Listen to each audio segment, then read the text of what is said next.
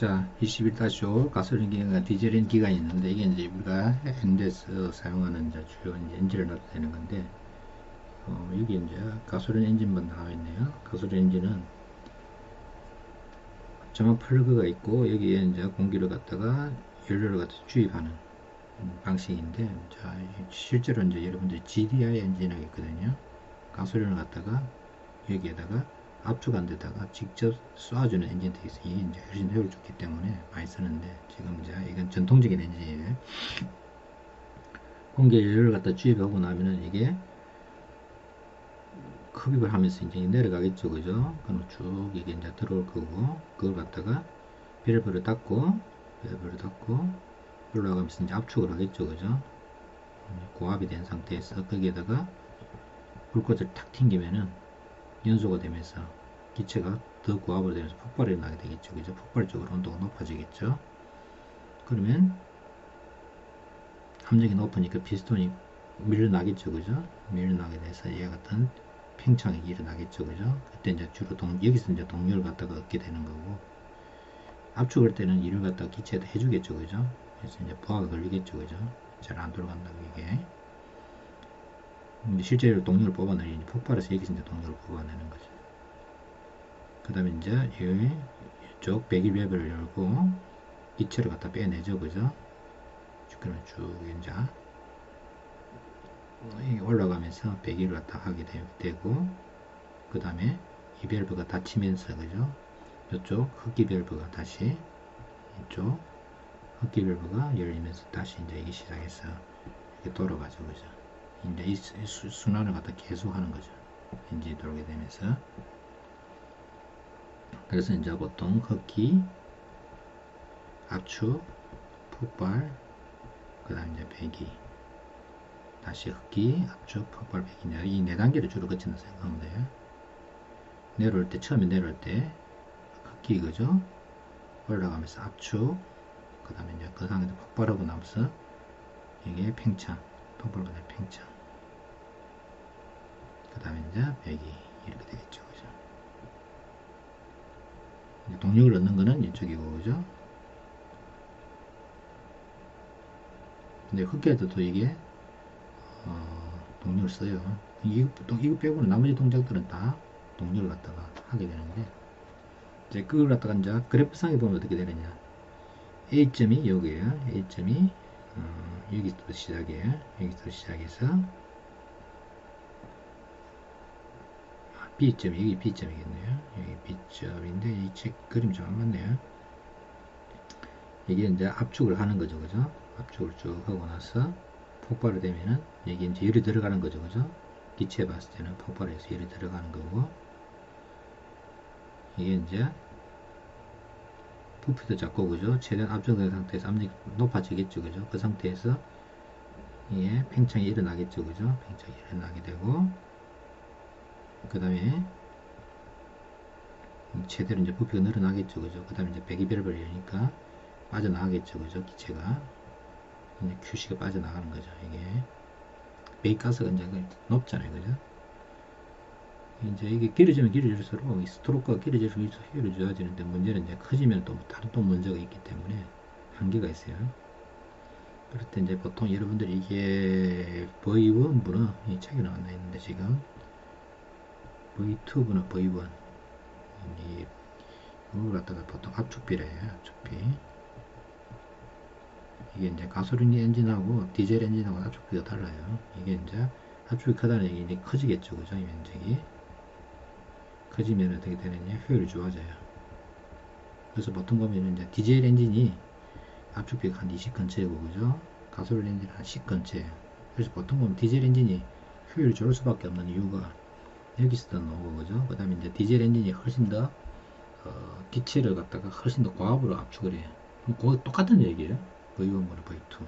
이게 이제 피스톤이 이제 최대한 돌아갔을 때 남는 부피가 이제 V1이 될 거고, 그죠? V2가 될 거고, 최대한 팽창됐을 때, 그죠? 이게 갖다가 V1이라고 해요. V1. 팽창됐을 때, 면적이 있죠. 부피. 면적이 부피겠죠, 그죠? 부피. 이제 이걸 갖다가 압축비라 하는데, V1보다 V2비가 크면 클수록 이게 나와 있죠, 그죠? V1보다 V2. 오토 순환 과정인데 디젤은 조금 달라요. 뭐 디젤이나 뭐 이거 디젤도 마찬가지. 이게 디젤은 똑같은 식인데 이 점화 플러그가 없어요. 점화 플러그 없이 훨씬 더 고압으로 해서 그죠? 압축이 되면 저절로 이제 불이 붙게 되는 거죠. 고압으로 되면 기체가 굉장히 뜨거워지거든요. 거기다 대고 요 디젤 연료를 갖다가 분사하게 되면 갱류죠, 그죠? 갱류. 여러분들이 저기 갱류 뜻을 혹시 아세요? 갱류? 요 갱자가 가벨 갱자가 아니고 이게 뭐랄까 간단한 뭐 좀 무겁다 헤비한 그런 느낌이에요. 갱류 이게 갱자가 가벨 갱자가 아니에요. 이게 좀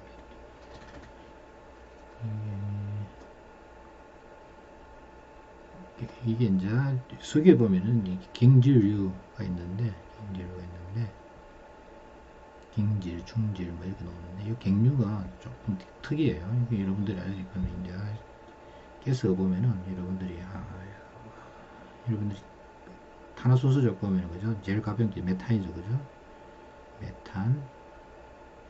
메탄이 CH4죠, 그죠? 그 다음에 이제 에탄 C2죠, 그죠? 탄소가 2개, 3개가 프로판, 4개가 부탄, 그 다음에 5개가 번자, 펜탄, 뭐 이렇게 나가는데, 헥산 이렇게 쭉 나가는데, 여기 이제 CNG는 보통 이게 이제 LNG고, 그죠? 이게 LPG죠, 그죠? LPG. 두 개를 포함해서 보통 LPG라고 표현하고, 그 다음에 이제 여기 이상부터 5개 이상부터 12개 이 정도 되는 게 이제 보통 가솔린 정도 되고, 그죠? 이보다 더 이제 우은 게 뭐냐면 등류.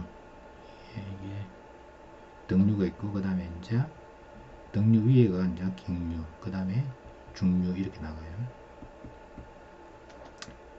이 갱류, 그래서 이제 보통 보면은 등류가 제일 인간이 먼저 썼죠, 그죠? 이게 이제 왜 등류냐?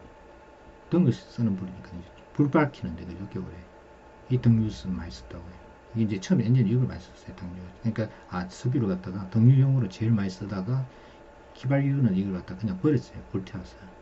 그러다가 포드가 나오게 되면서 이제 가솔린 엔진이 나왔죠, 그죠? 이걸 쓰는 게. 그 다음에 이제 디젤 엔진을 쓰는 게 나오고 이렇게 됐죠.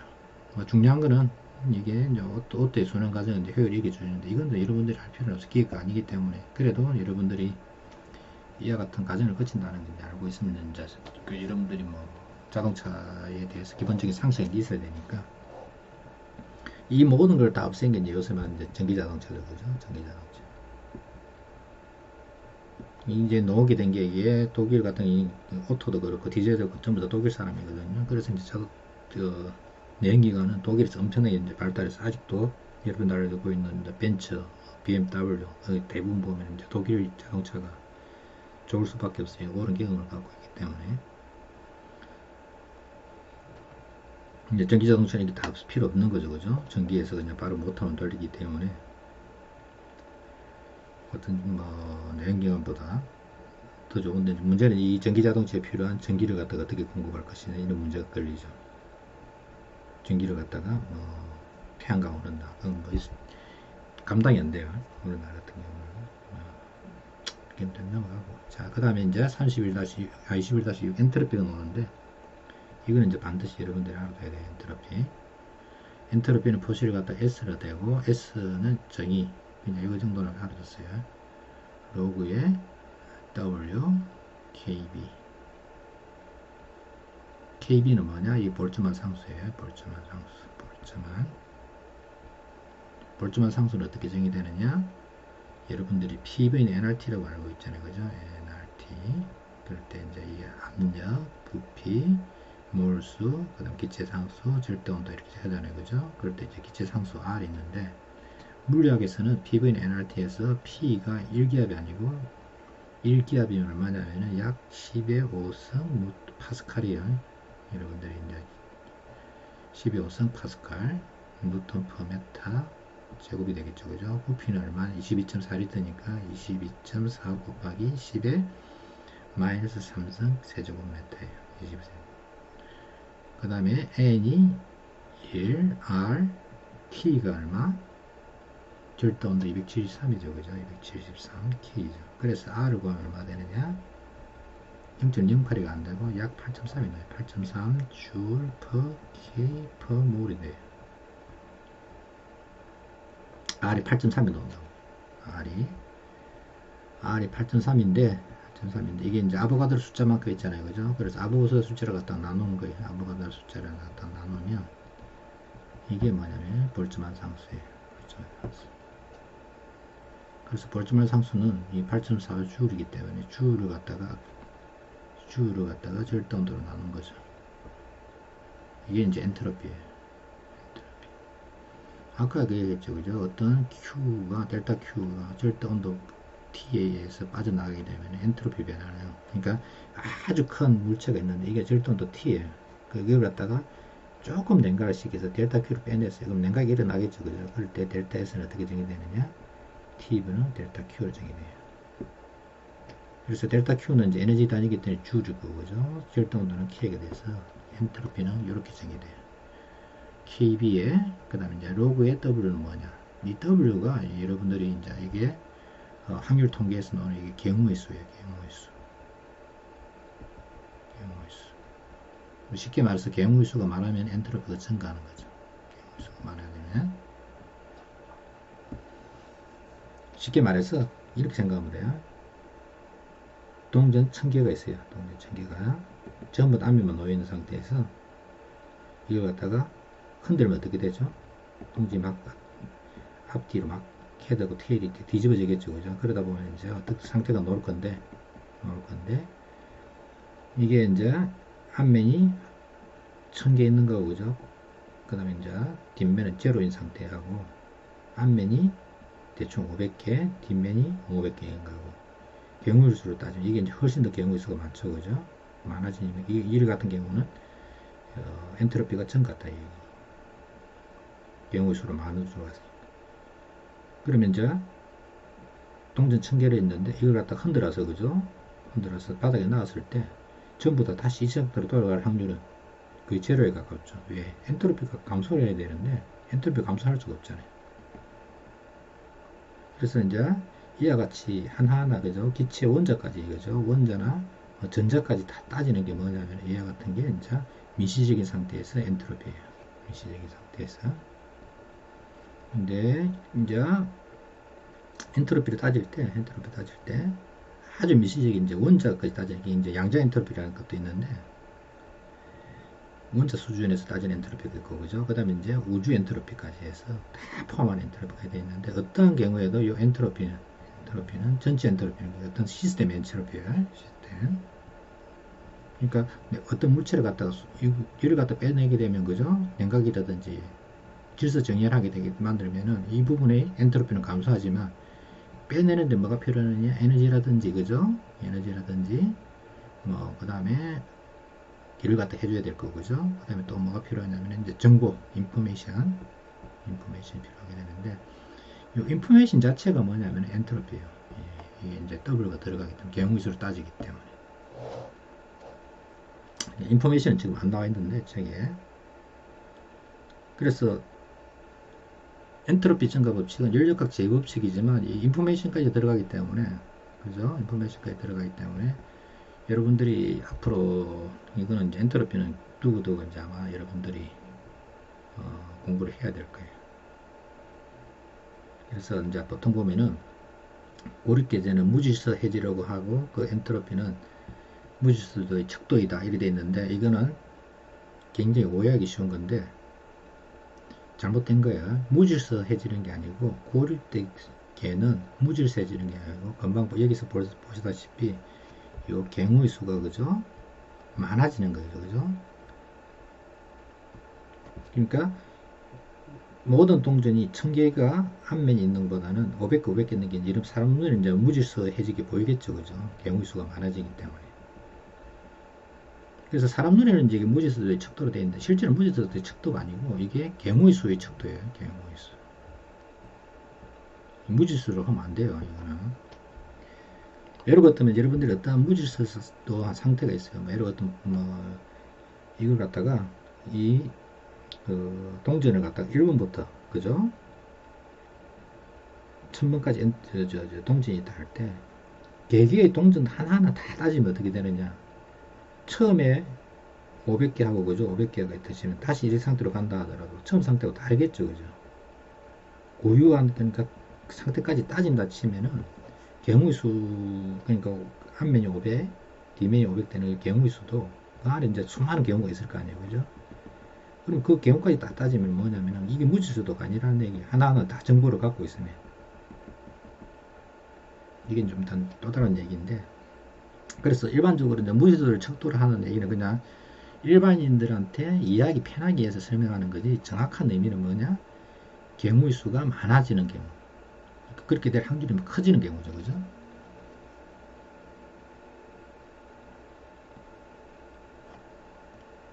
자, 그 다음에 이제 거시적인 상태 뭐 이렇게 되는데, 거시적인 미시 상태, 거시 상태 되는데, 이게 이제 다 계산하는 게, 이게 이제 따지는 게 이제 소위 말해서 이제 통계학이라는데, 이게 이제 굉장히 이제 복잡하고 계산하기도 되게 이제 복잡해지는 그런 케이스예요. 지금 여기 나와 있죠, 그죠? 무질서한 거시적인 상태에는 질 수 있는 거시적인 상태도 훨씬 더 많은 미시적인 상태를 갖는데, 경우의 수죠, 그죠? 경우의 수. 경우의 수예요. 무질서가 아니라고 이게. 경우의 수가 많으니까 사람 눈에 이제 무질서라 표현하는데 무질서는 아니에요. 정확하게는.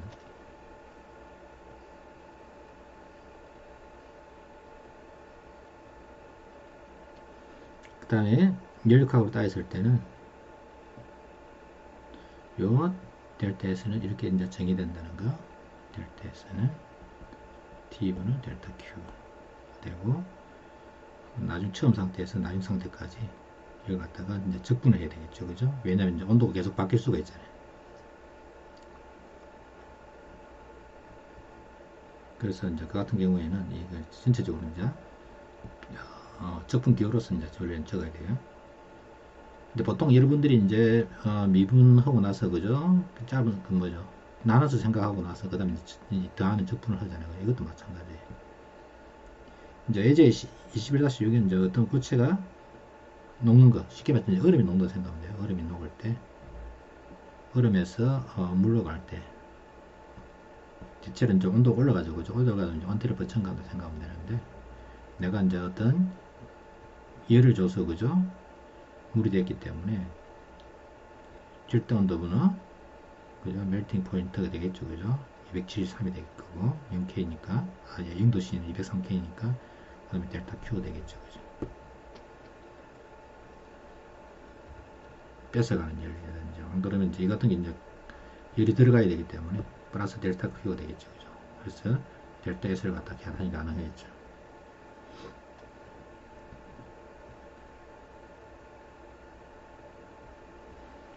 그 다음에 이제 카로노 엔진에서 엔트로피 변화를 살펴보면 이 델타 S가 제로가 돼요.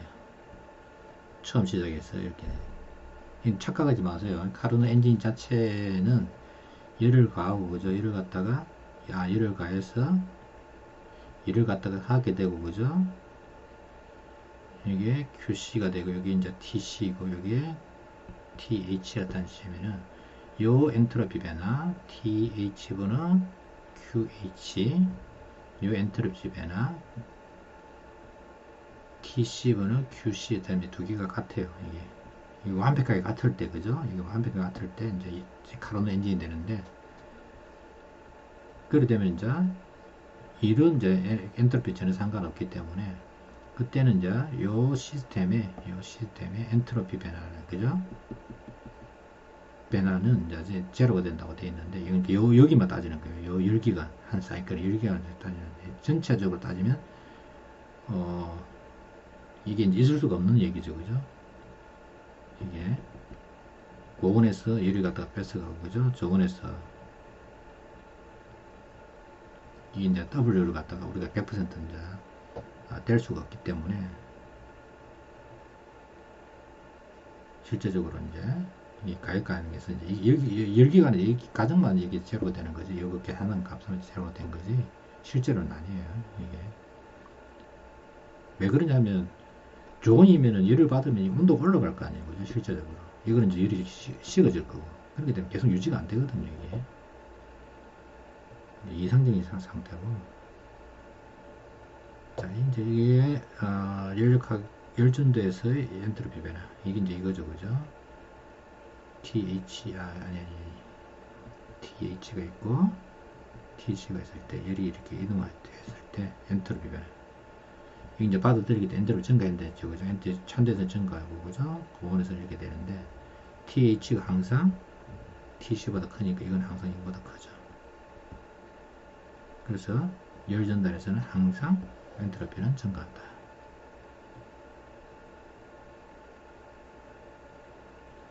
자유평창에서의 엔트로피 변화는 이거는 이제 여러분들이 이건 알 필요는 없어요. 넘어가고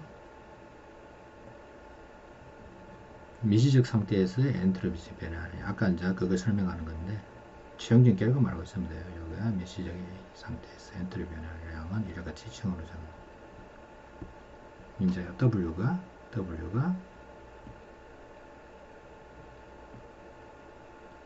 경우의 수가 됩니다.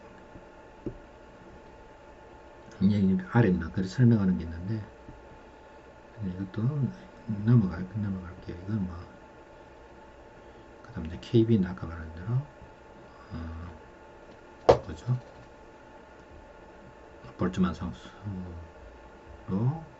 기체상수 R을 갖다가 아보가드로 숫자로 나눈 거예요.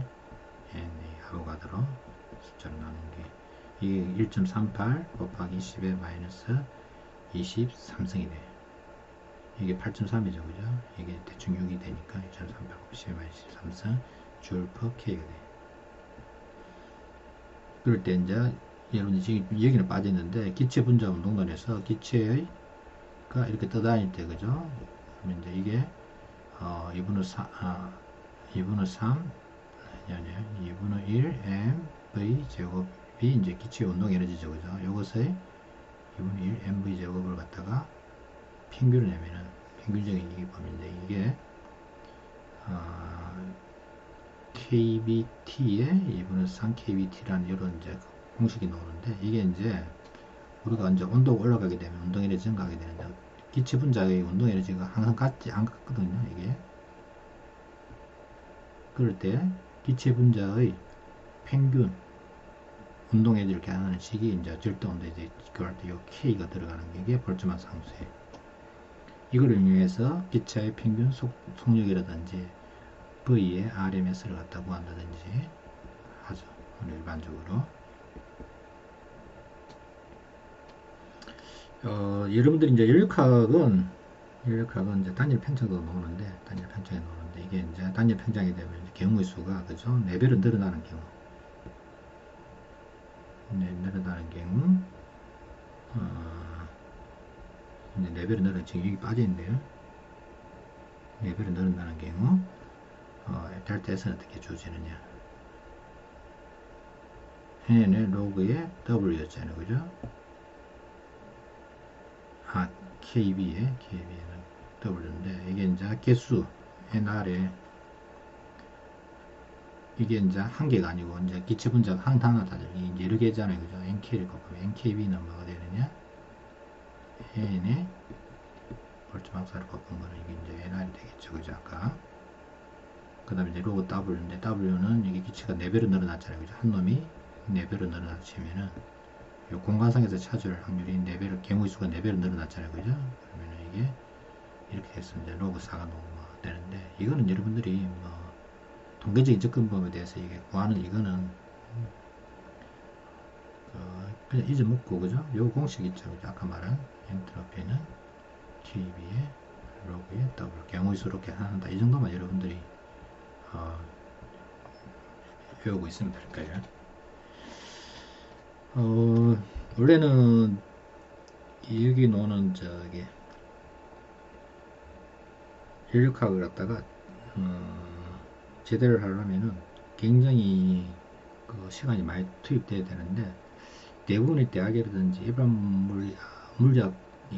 물리에서는 이 인력학을 갖다가 빼먹는 경향이 굉장히 강해요. 근데 이제 우리가 생활이라든지 그런 데서 이제 워낙 많이 쓰이고 있지만 우리가 그걸 갖다가 좀 이해하고, 그죠?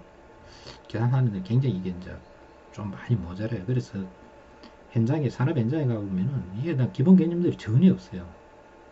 특히 뭐 시스템 에어컨 만드는 친구들 만나봐도 이게 다 개념들이 전혀 없이 그냥 매뉴얼대만 하는데, 여러분들은 조금 그런 기본 개념들 정도는, 여기 놓은 기본 개념 얼마 안 되거든요. 그런데 이제 이걸 갖다가 원래 인력학은 화학도 아니고 물리도 아니에요. 이게 화학에서는 열화학에서 이제 엔탈피를 주로 많이 다루고 그죠. 그런데 그러다 보니까 이제 빠지는 경향이 있는데, 일단은 여러분들이 여기 놓는 거 제가 한 것 중에서 이제 기본적인 것만 조금 정리를 해서 시험에 대비하든지 하도록 하세요. 이상으로 끝마치도록 하겠습니다.